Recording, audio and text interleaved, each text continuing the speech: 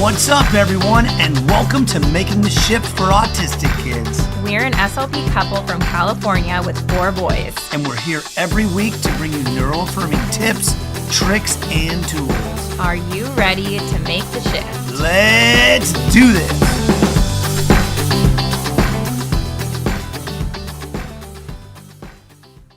Hello, world, and welcome to Making the Shift. Today we are talking about the earliest signs or characteristics of autism that you might see in children.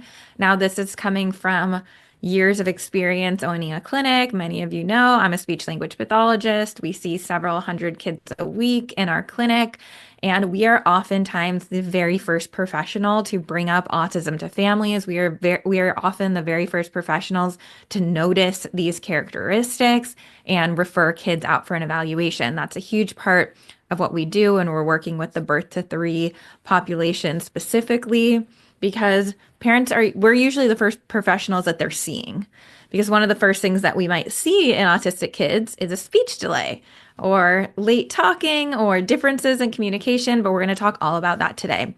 So today what we're going to do is I'm going to walk you through some of the most common characteristics that we might see. We're going to talk through different categories. So we're going to talk about some of the most common communication differences, social emotional differences, sensory differences, and play differences. So those are the 4 that we are going to talk through today.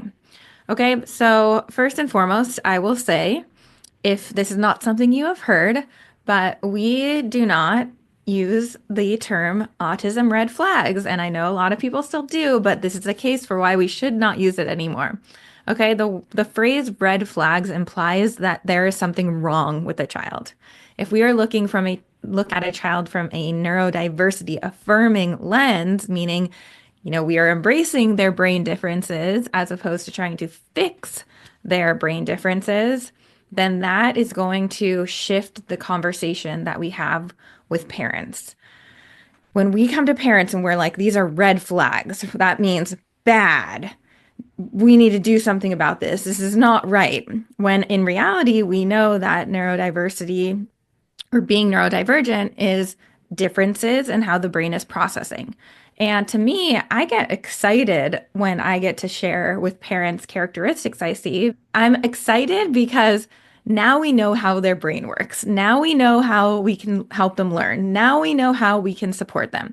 And of course, lots of feelings come with a diagnosis, and that can take time for families. But I will say that, if you are, as a therapist, thinking about it from that lens, that I am doing this family I'm helping this family, I'm supporting this family by getting them this information sooner, then I think it makes the conversation easier. And we do have a past episode on having an autism conversation with parents, if that is something that you want and need, that you can look back on. Okay, so one thing I want to say before we dive in is that not all autistic kids have the same characteristics. Right? We have kids who might look very different, who might have very different characteristics. So disclaimer that everything I'm saying today doesn't necessarily apply to every single autistic child. Hence why there are so many misdiagnoses, because a lot of people or people who are evaluators will try to put kids in a certain box and say, oh, well, this kid hugs their mom, so they can't be autistic. This kid makes eye contact, they can't be autistic. Right? But those stereotypes and those generalizations really hurt us because it prevents kids from getting a diagnosis they need. And then we have people coming out, even as adults, saying, I was definitely autistic, but no one knew because they didn't know what to look for. Okay, so these are just different characteristics. Kids might have a few of them, they might have all of them, right? Could be very, very different. Okay, and I do want to say that today I'm not focusing on what is considered the diagnostic criteria. I am not someone who evaluates and assesses autism, although we probably could do that and have debated whether or not we should be doing that in our clinic, considering a wait list at the moment. But the conversation we're having is not based on diagnosis criteria. The conversation we're having today is based on what we see in our clinic as a team who see several hundred kids a week, many of whom are autistic, and the types of characteristics that we are seeing as a team very early on. Okay, so stick around toward the end of this episode because I have a free gift to you that is going to make your life a lot easier, and I will tell you more about it after we go through some of these characteristics. All right, so let's first start talking about communication differences. And again, this is not like an exhaustive list. This isn't everything under the sun. These are just some of the main things that we see. Okay, so one difference, and again, we're focusing really on birth to 3 population right now, or at least littler ones. So these are things we see in younger kids. Okay, number one is what we call hand leading, which is when a child will take the adult's hand and pull it toward the thing that they want, and even like put it on the thing that they want. And they're guiding the adult's hand toward what they want. Okay, versus what we see a lot in neurotypical children is like the point to show, I want that. But in autistic children, we see a lot of hand leading. Okay, so that's something that's very common. And what I'll do today is I will be comparing what we see in autistic children compared to neurotypical children, just so that that helps you kind of put it into perspective. Okay, so another communication difference we see in a lot of autistic kids is using lots of jargon. So that's just long strings of like sounds and may or may not have real words stuck in there. Like you might hear kids say all of this that kind of just sounds like parents will describe it. Gosh, what do they normally describe it as? Like, I'm blanking, but they don't generally use the word jargon when they describe what they hear. Like they will say babbling, or they will say something like, oh, he's talking, but he's not using any actual words. Or it might be something where they're talking so much and lots of jargon, but you'll hear the occasional word pop in there. And then the parent's like, wait, did I really hear that word? Or was that just me thinking that I heard that word? So the occasional word might pop up in there. Okay, this is compared to what is neurotypical development, the stage of babbling. So I think what happens is we see a lot of kids who are getting to the age where babbling would normally not happen anymore, and they are still using a lot of jargon, and parents might mistake that for babbling. But a lot of babbling, like ba ba ma ma ma goo goo goo ba ba ba ba, right? That happens a lot of the times, like in babies, up to like a year.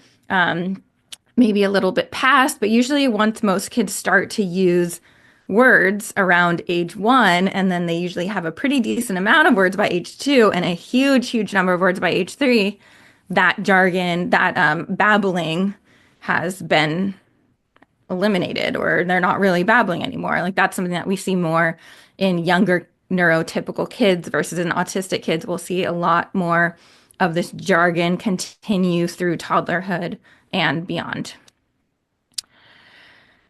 Okay, something else we hear in communication is repeating phrases exactly or similar to what someone has said to them. So repeating those phrases exactly how they heard these phrases. So for example, something you'll see a lot is pronoun reversal, where they'll use the word, for instance, you versus me or I, because that's what they've been hearing modeled for them, and that's what they're going to repeat. So a lot of autistic kids will pick up phrases like pick you up, and they'll put their hands up to you and they'll say pick you up. And what they mean is pick me up, but they are imitating that exactly as they heard it from the adult. And, you know, that's another sign of Gestalt language processing, which we've talked about a lot on past episodes as well, if you want to learn more about. But saying or repeating phrases exactly how they hear them from people, or exactly what they hear from, you know, movies, TV shows, any kind of YouTube video, anything like that. Something else we might see is that some of their first words might be alphabet letters and numbers. And different than the neurotypical, like, yes, sometimes kids will learn ABC, the ABC song quickly, or they'll learn like to say 1, 2, 3 pretty quickly. But with neurotypical kids, we see a lot of other types of words as their first words. Yes, no, mama, dada, milk, more, hot, ball, like more of these things that they need and that they want. And whereas with autistic kids, a lot of the times we might hear things come up like they can sing word for word an entire song, or they can count really high, or they can label all of these letters, or they can label all of these numbers, and they notice and understand and can identify letters and numbers a lot sooner, like because they're hyperlexic, meaning they have a really strong way of learning letters and numbers. So more of those types of letters and numbers, colors as first words compared to neurotypical kids might use other common words like the ones that I mentioned. So actually, I'll do this one first. So something else you might see is that the child does seem to be extremely chatty or is talking a lot, right? And this is where the differences in autism come into play, because we might see kids who we hear no words from, and then we might hear kids where we feel like they're just talking nonstop. But a lot of the times for those littler ones, we might see kids who are super chatty, but that language is not necessarily being directed toward anyone. They're kind of just talking aloud to themselves, and it's more like self-stimulating and fun for them, enjoyable for them, or it might be a coping mechanism for them as well. Whereas a lot of neurotypical kids will be, when they're talking aloud, that language is being directed towards someone, and there is more of a back and forth interaction happening. Okay, and this one is huge and very, very misunderstood. But this is the difference that we see in autistic joint attention. Okay, so we often look for joint attention, or we hear people say autistic kids have deficits in joint attention, but it's not that they have deficits, it's that they have differences. Okay, a lot of neurotypical kids, when they are playing with someone or interacting with someone, they are looking at, the object, looking back at the person, looking back at the object. There's a lot of referencing going on back and forth, and that's happening pretty consistently. Versus in autistic kids, we see differences in joint attention. So we might see that their attention is focused on the object more than it is on the play partner. Or we might find that they are referencing between the object and the play partner less frequently. So those are some differences that we might see in joint attention. And that's a really big one to look for as well. But again, saying all autistic kids don't make eye contact is not accurate. So just keep that in mind, that there are plenty of autistic kids and autistic people who make eye contact or have, because they do or because they have learned to. So we can't, make the assumption that if a child is making eye contact, that does not mean they're autistic. But we do often see these differences in joint attention and referencing objects and people back and forth. All right, let's talk about some social emotional differences that we might see. So one, with autistic kids, we might see that they're more comfortable in familiar environments versus neurotypical kids are probably also still more comfortable in familiar environments. But when you take them out and put them somewhere where they're less familiar, they take a few minutes and then they can warm up to environments. Whereas sometimes autistic kids, parents will feel like, I can't even take them to new places because it's too unpredictable. I don't know how they're going to be, and they're too uncomfortable to go new places. Okay, or we might see the opposite, where you might see a child who doesn't have stranger danger at all. Like they'll go up to anyone and talk to anyone, and it doesn't matter if it's someone they've met or not. Versus most, I should say, I can't make these generalizations about all kids, but most neurotypical kids would not be immediately comfortable with someone that they don't know. They might take a few minutes to warm up. They might wait and see, like, oh, is mom talking to that person? Oh, she's talking to that person. That means that person must be safe. And now I can feel safe around that person. So they are kind of following their parents and getting instincts about whether places are safe or people, they should be comfortable with people or not, depending on what their parents are doing. A lot of autistic kids prefer to stick to a routine and can get very dysregulated when their routine is disrupted. And, different from neurotypical kids who, like, I still believe every person benefits from routines in a certain way. Like, yes, it is good for all kids to have a routine. Like, you're going to see less big behaviors and emotions from kids if, like, they know what to expect in the morning and they know what the bedtime routine is.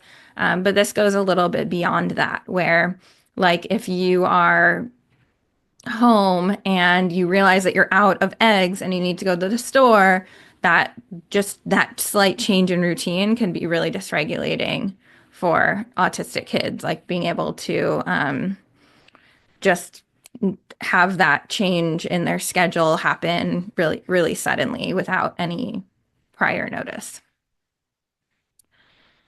We often see a strong sense of autonomy in autistic kids. They want to have control over their play, over their routines, over what they do. And this is something that is tricky because, as you guys know, I have a lot of kids, so I've seen a lot. And it is very, very common for kids around the toddler age to have this strong sense of autonomy, like this strong sense of, I need it to be my way or else, and there's no other option. And it feels like so often we see these huge tantrums from like 2-year-olds, 3-year-olds when they don't get their way.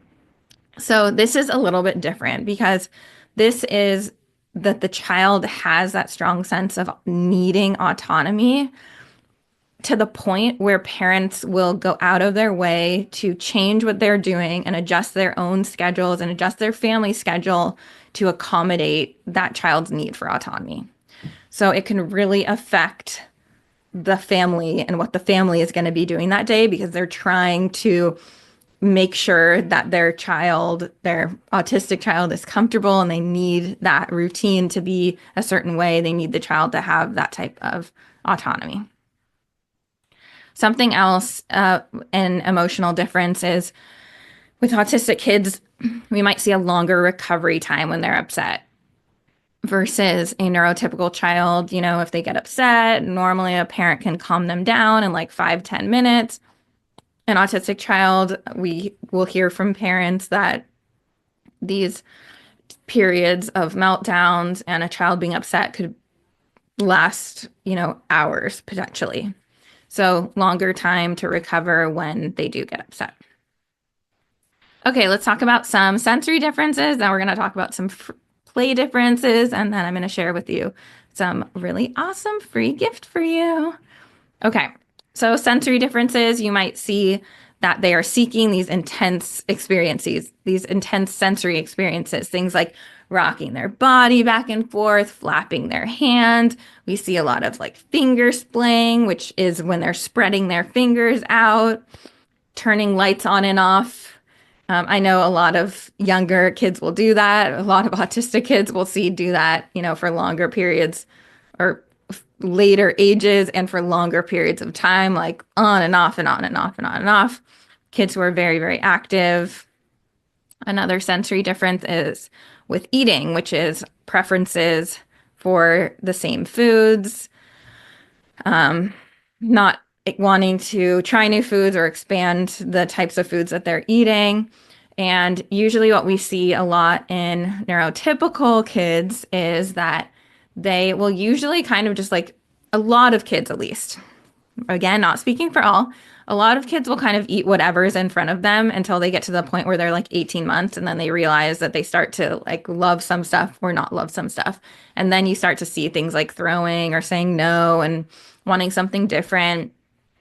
But most kids past that age then will cautiously try new food on occasion. Like if the whole family is eating something, they're a lot more likely to try it. And with autistic kids, we might see that those food preferences remain, and they seem to have a limited number of foods that they will eat on a daily basis.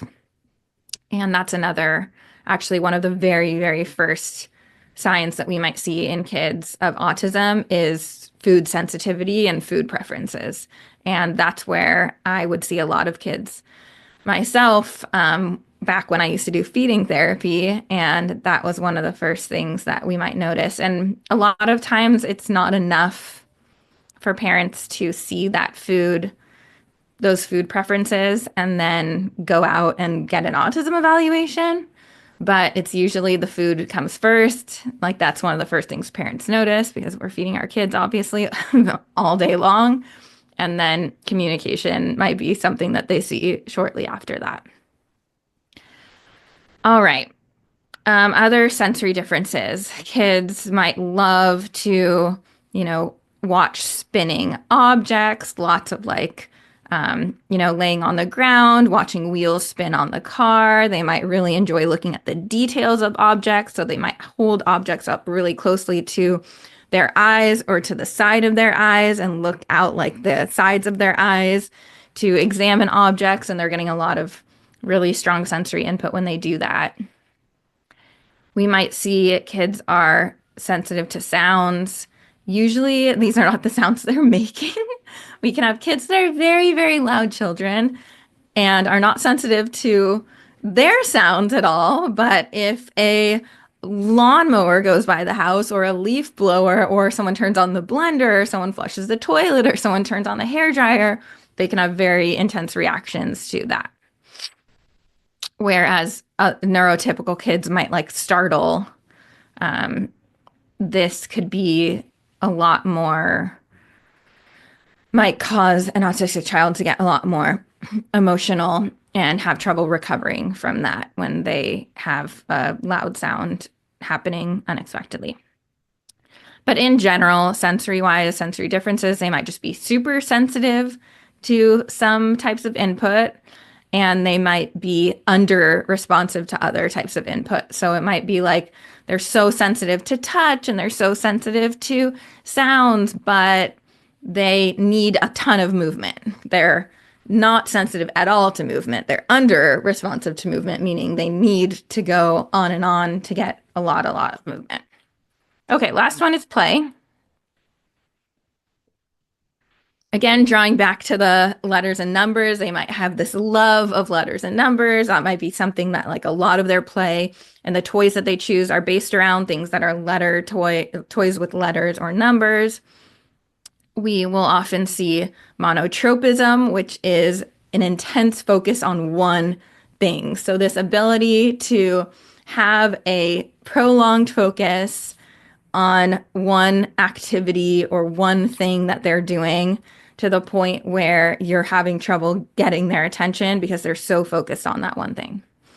And this is beyond like the neurotypical maybe needing to call their name 3 times if they're watching TV, right? So I know that there's a level of that intense focus that we see in all children.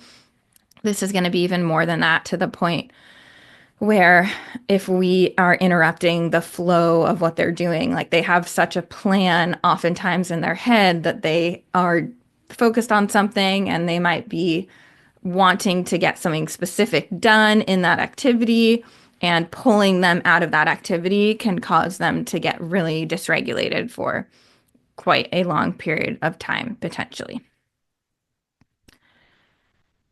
Lining up toys is something that we see a lot.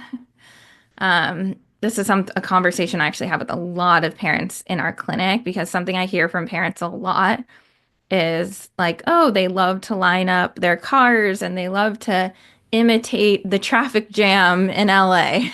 If I had a nickel for every time I heard that. So that's something that we see a lot in autistic kids, is enjoying lining up objects. And, it might be cars, it might be other animals or other toys as well. I just saw a post on an autistic adult Facebook group where this woman had posted about how she used to line up all of her dolls, so it could be anything. But lining up toys in general is something we see a lot in autistic kids. So in terms of play and what they enjoy, they might have highly focused areas of interest. Things are very specific, like some category that is like dinosaurs, and they know every dinosaur, and everything that they buy, they want to be a dinosaur, and every book that they read, they want to be a dinosaur. And it might just be one specific topic that they just absolutely love. Okay. And we have I'm going to write something down so that I don't forget. Okay. Playing independently for extended periods of time. That's something you'll see a lot on, autism types of checklists, is the child might play by themselves and be really content playing for extended periods of time. Okay. So before I get into this free gift for you, we just covered differences in communication, social emotional differences, sensory differences, play differences, 4 different types of differences. And what you'll notice is that when we are having these conversations and we are talking about these differences, it's super important to use a strengths-based lens, okay? So I could have sat here and I could have said to you that that the child's eating is extremely picky and framed it in that negative light. But what I did is I said they prefer certain foods. They have very strong preferences for specific foods, right? And I could have said their play is not, quote, functional, and they don't know how to play with toys the way they're meant to be played. But instead, I said that they enjoy lining up their toys to play. I could have said that they're obsessed with letters and numbers and nothing else in the world matters, and they're just so fixated and perseverating on letters and numbers. But instead, I said they have a love of letters and numbers. Okay, so when we talk about autism and autistic characteristics, it's always really important to speak about them in a neurodiversity-affirming way, in a strengths-based way. Okay, so I have a gift for you, which is we have created for you a checklist of some of these characteristics we have talked about today, a checklist for early intervention, autism characteristics you might see in kids birth to 3, and we are giving that to you for free. So I will put a link below so that you can grab that. This is something that you can use in your therapy. This is something that if you're a parent, of course, you're welcome to grab. And this is all going to be strengths-based, so you don't have to do any of the hard work there in the wording. It's already done for you. Okay, so we are going to give you a checklist of common autistic characteristics we see in young kids. And I will say, if you want this, but way bigger and more expanded, and you're a therapist and you feel like, yes, you need this and you want this for all ages, go check out our NeuroAffirm Therapy Academy. I will link it below. In the NeuroAffirm Therapy Academy, we have an expanded version of this with lots and lots of characteristics that we didn't get to go through today for all ages.